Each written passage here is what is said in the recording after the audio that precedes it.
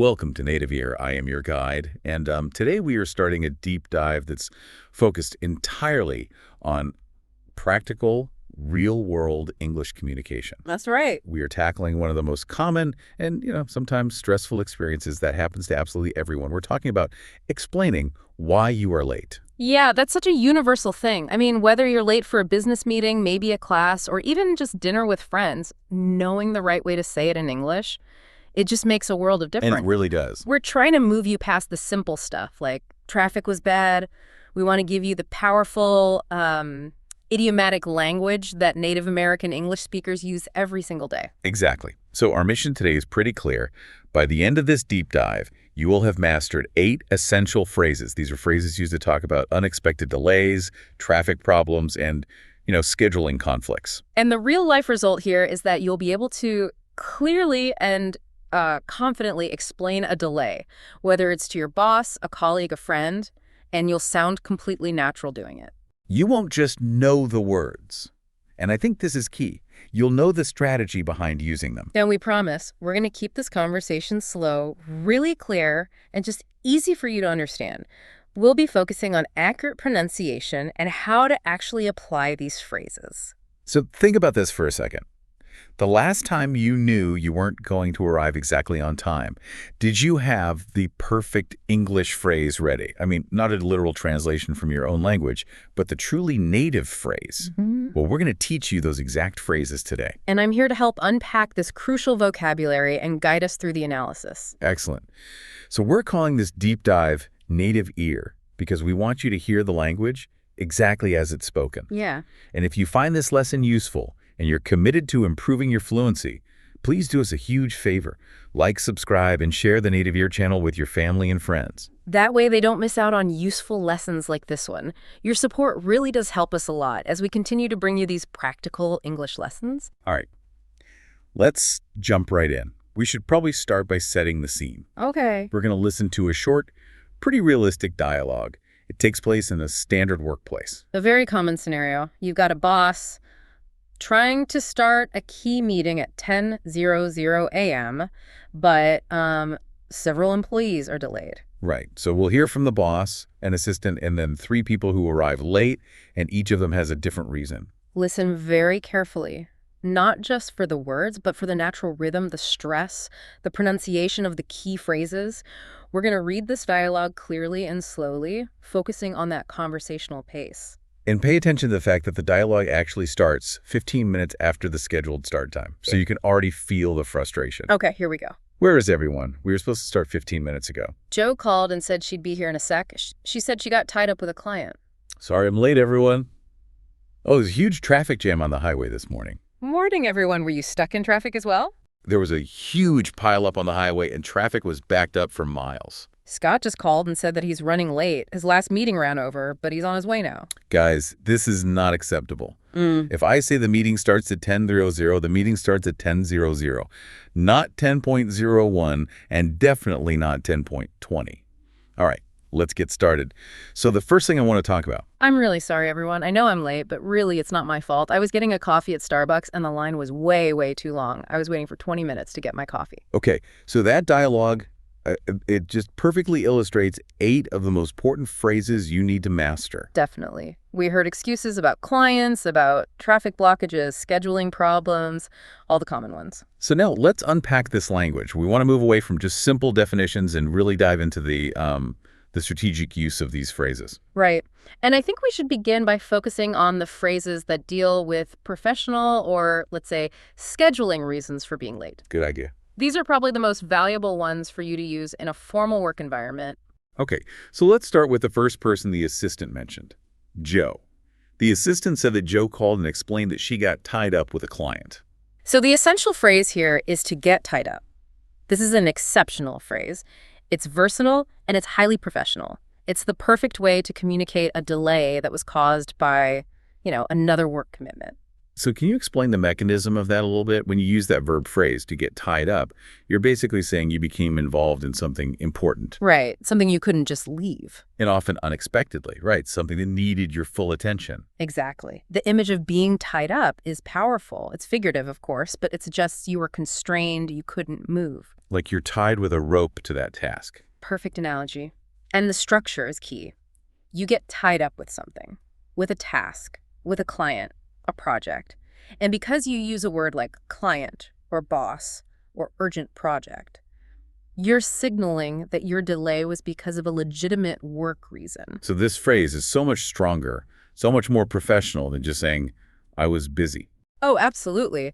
I was busy can sound a little vague, maybe even dismissive. Yeah. But saying, I got tied up with a client on a last-minute contract review, that gives professional justification without, giving away any sensitive details. It just elevates your communication. Let's look at how you can use this in daily communication.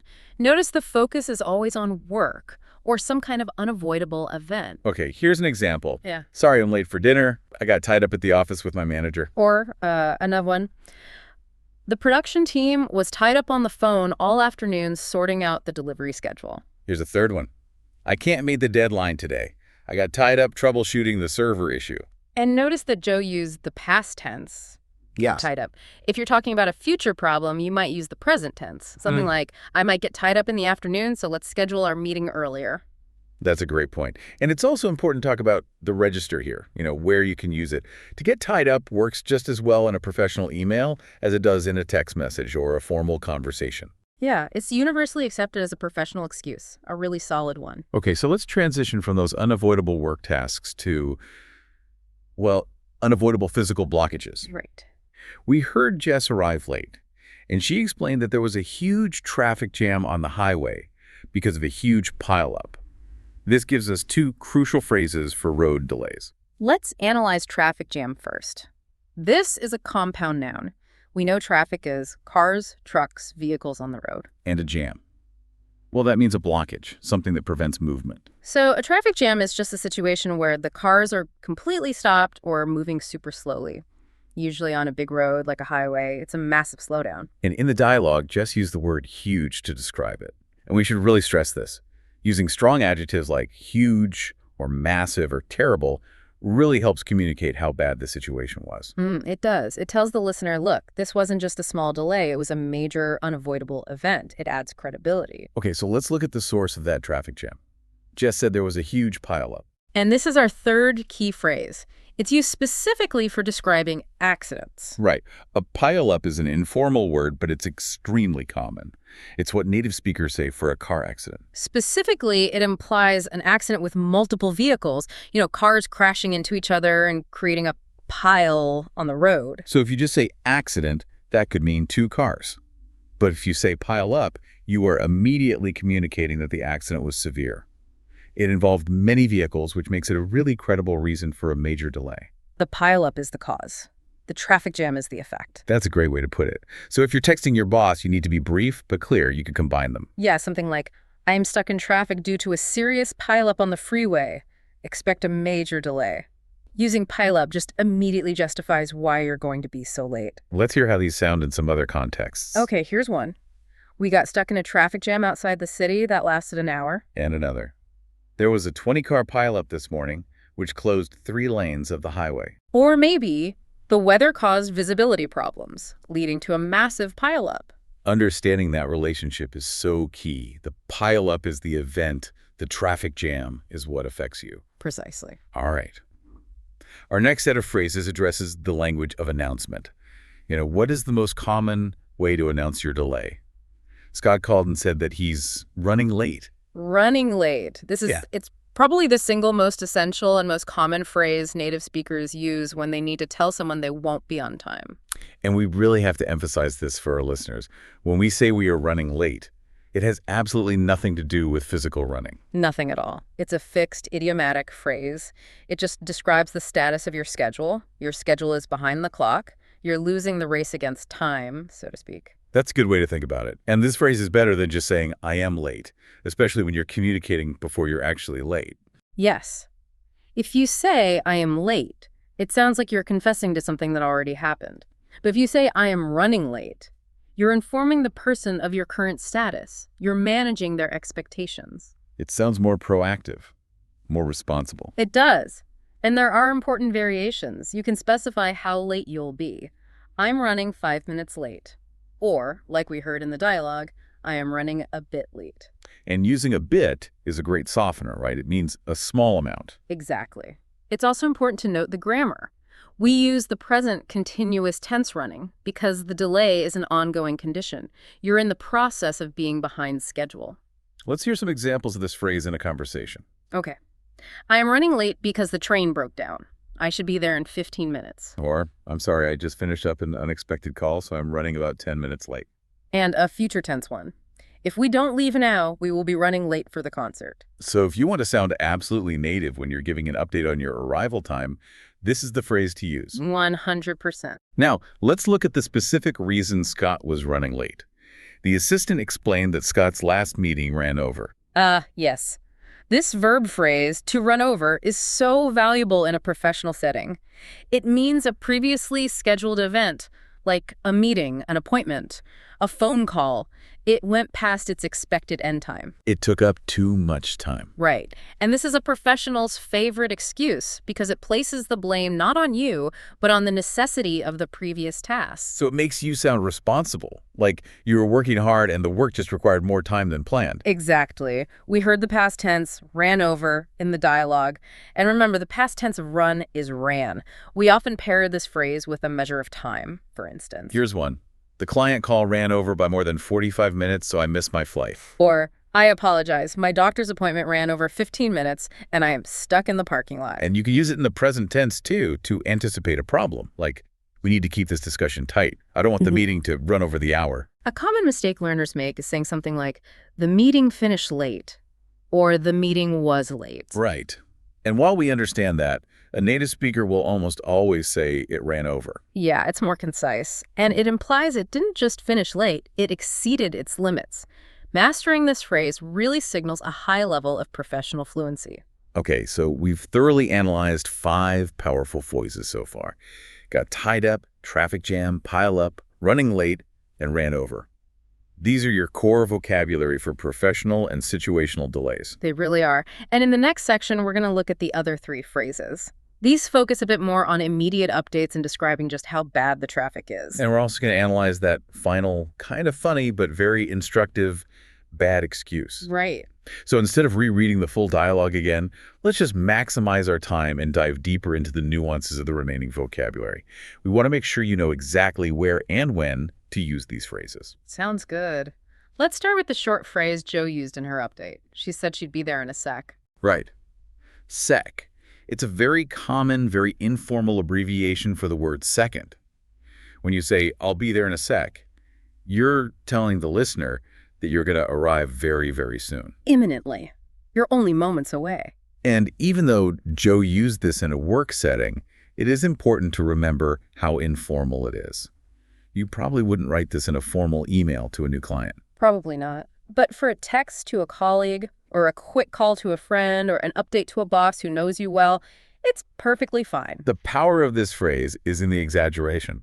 You probably won't arrive in 1 literal second. No. But you're expressing urgency and that you're very close. It's a good way to buy yourself a minute or 2 of patience from the person who's waiting. Let's talk about the subtle difference between in a sec and in a minute. This is important for fluency. Okay, so if I tell you I'll be there in a sec, I'm implying I'm extremely close. Maybe I'm just walking up the stairs or parking the car. Right. It suggests 1 minute or less. Right. But if I say I'll be there in a minute, that phrase is usually understood as being a little more flexible. Like maybe 3 to 5 minutes. Or just whenever I can finish what I'm doing. Exactly. So using in a sec communicates that you are right on the verge of arriving, which is very natural, fluent English. Okay, good distinction. Now let's go back to the traffic conversation. The boss asked Jess, were you stuck in traffic as well? Another crucial phrase. This phrase, stuck in traffic, is so essential for describing your physical state during a traffic jam. The verb stuck means you are held fast. You're immobilized. You literally cannot move your car. And when you use this phrase, you're immediately communicating that the delay is external and totally unavoidable. It tells the listener, I'm not just driving slowly. I am physically trapped by the cars around me. I can't go anywhere. And the preposition here, in, is really important. We say we are stuck in traffic. This is a common point of confusion. If you say you are stuck up traffic, it just doesn't make sense to a native speaker. Right, and if you say someone is stuck up, that's an idiom that means they're arrogant. Totally different meaning. So remember the correct preposition. Stuck in traffic. This is your go-to phrase when you're unexpectedly delayed on the road. It's simple, direct, and everyone understands it. Let's look at some examples of how to use it naturally. Okay, example 1. I can't take your call right now because I'm completely stuck in traffic on the bridge. Or, we should leave early tomorrow morning, or else we'll definitely get stuck in traffic near the airport. It's worth noting, you can also say you are stuck behind traffic, which means the line of cars ahead of you is blocking you. But stuck in traffic is probably the most common way to describe being trapped in the congestion. That leads us right to the final phrase Jess used, the one she used to describe the sheer scale of the situation. She said the traffic was backed up for miles. This phrase is all about describing the length and the scale of the traffic jam, and that's key to justifying a really long delay. So when traffic is backed up, it means the line of cars stretches backward from the point of the problem, like the accident. Right, and the extra part, for miles, is often an exaggeration. But it's a powerful, idiomatic way to say the line is extremely long. It signals a major, severe, and unavoidable delay, something that could last for a half hour, maybe even more. You use this phrase to add weight to your excuse. Instead of just saying there was a traffic jam, you say the traffic was so bad it was backed up for miles. That just tells the listener this situation was epic. Let's hear how that sounds. Okay.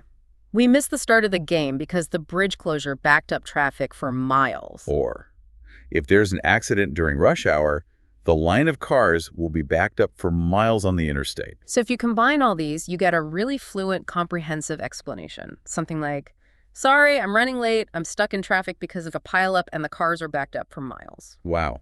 Yeah, that is professional, clear, and perfectly native. Before we move on to the cultural analysis, let's just quickly look at that final unsuccessful excuse, the one from the third latecomer. Ah, yes, the coffee line. He apologized, but then he said, I was getting a coffee at Starbucks and the line was way, way too long. I was waiting for 20 minutes to get my coffee. So the language he used was fine. Grammatically correct. It clearly communicated the problem. It did, but this highlights the critical difference between clear communication and an acceptable justification. Right. A coffee line is a completely voluntary activity. It was his choice. Exactly. And the boss's strong reaction, saying the meeting starts at 10.00, not 10.20, that shows that in a North American business context, personal errands are just not seen as valid excuses for being late to work. So this really reinforces our focus. We're teaching you the language for legitimate, serious reasons. Like a client emergency where you got tied up or a massive pileup that backed up traffic for miles. The vocabulary is for managing serious situations, not for justifying, minor self-imposed delays. Okay, now that we've analyzed all 8 key phrases, let's take a big step back and put this language into a global and cultural context. This is where the deep dive gets really interesting. This is where we connect the vocabulary to bigger cultural dynamics. So we've mastered the language of being late. But the vocabulary we choose to use, and maybe how quickly we feel we need to apologize, that's so heavily influenced by culture. Absolutely. Understanding the idea of time and the cultural expectations around punctuality is just as important as knowing the words themselves. If you're communicating internationally, you have to know the time tradition of the country you're in. So many sociologists divide cultures into 2 main categories when it comes to time: monochronic and polychronic. And we're going to explain these concepts simply and clearly. And we'll show you why certain excuses are basically mandatory in one culture and maybe unnecessary in another. Let's start with the monochronic cultures. This includes North America, so the US and Canada, and a lot of Western and Northern Europe, especially places like Germany and Switzerland. Right. In these monochronic cultures, time is treated like a physical, valuable thing, a finite resource. It's almost like money. Which is why you hear phrases like time is money, save time, spend time, or waste time. Exactly. For these cultures, the clock dictates everything. Schedules are rigid, appointments are taken very seriously, and tasks are usually completed one after the other, in a line. So if a calendar says 9:00 a.m., the meeting must start precisely at 9:00 a.m. This is exactly what we saw the boss enforcing in our dialogue. And if your workday starts at 9:00, you are expected to be at your desk, ready to start working at 9:00, not 9:01. The expectation for punctuality is incredibly high because being late isn't just a mistake.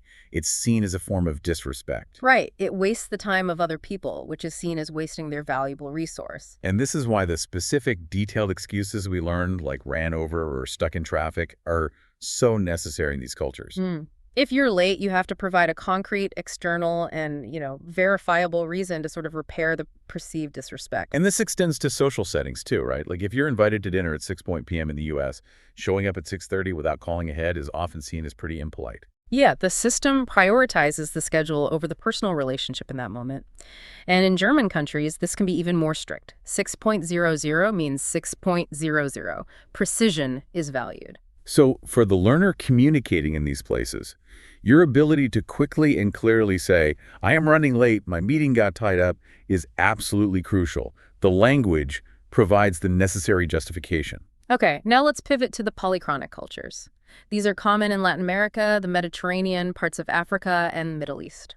In these polychronic cultures, time is viewed as much more fluid. It's less tangible. The priority is not the clock. No, the priority is the relationship and the current activity or interaction you're having. So it doesn't mean people are rude or lazy. It just means they structure their day around people, not around fixed blocks of time. Right. It's acceptable and even expected to handle multiple things at once. And interruptions are common because the relationship with the person interrupting you takes priority over the schedule. And this is where that concept of Latino time or Hispanic time comes from. Yeah. If a meeting is scheduled for 9:00, people might arrive at 9:00, but the meeting itself might not formally begin until 9:15 or 9:3. Why is that? Well, because the cultural process says that before serious business can start, there has to be a period of socializing. Getting coffee, asking about family, making sure everyone is comfortable. So that relationship building time is more important than the exact minute on the clock. Exactly. The start time is seen as a target time, not a rigid mandate. And I imagine this is even more true in social settings. Oh, absolutely. If you get a dinner invitation for 6:00 p.m., people might arrive at 6:30 or 7:00. Arriving exactly at 6:00 might even feel a bit awkward for the host. They might not be fully ready because they anticipated people would arrive later. Exactly. So the important point for our English learners is what this means for your vocabulary.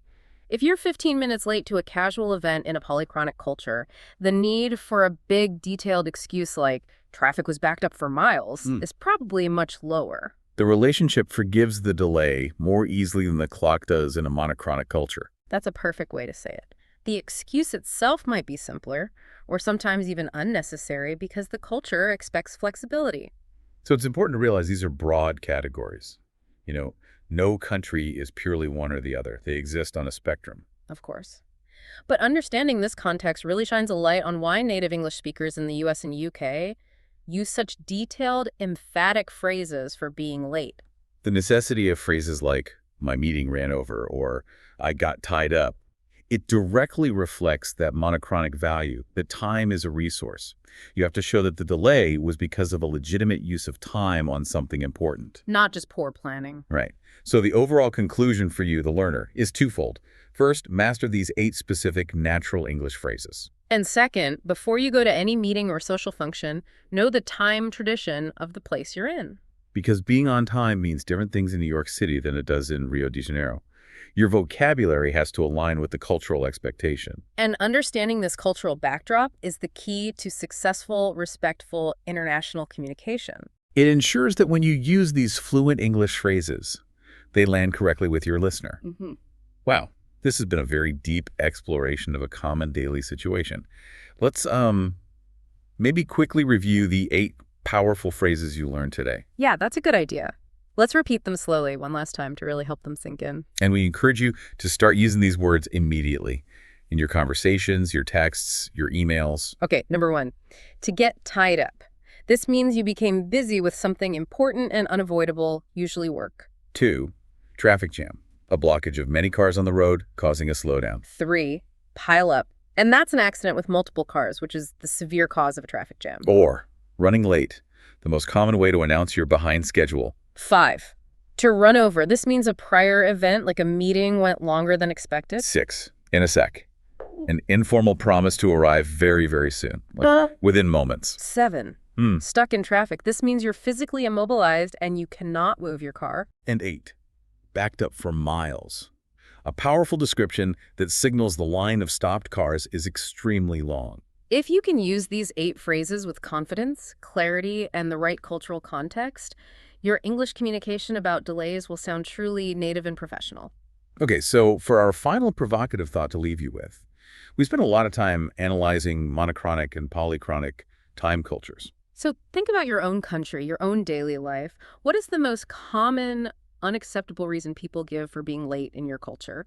Is it something like the coffee line excuse? And also, consider how flexible your culture is. If you're invited to a party at 7:00 p.m., what's the earliest you would feel comfortable arriving? Does your country feel that pressure to be there at 7:00 on the dot, or is a 7:00 arrival perfectly normal? Think about that for a moment. And also think about how you would translate these very specific English phrases like got tied up or backed up for miles into your own language. Are there direct idiomatic translations, or are these uniquely English ways of framing an excuse? We invite all our listeners to engage with us and share your cultural views and personal experiences on our website. It's a fantastic way to practice your written English and share your perspective with a global audience. Thank you so much for joining us for this deep dive into practical, fluent communication. Keep practicing these essential phrases. Until next time, thanks for tuning in to Native Ear.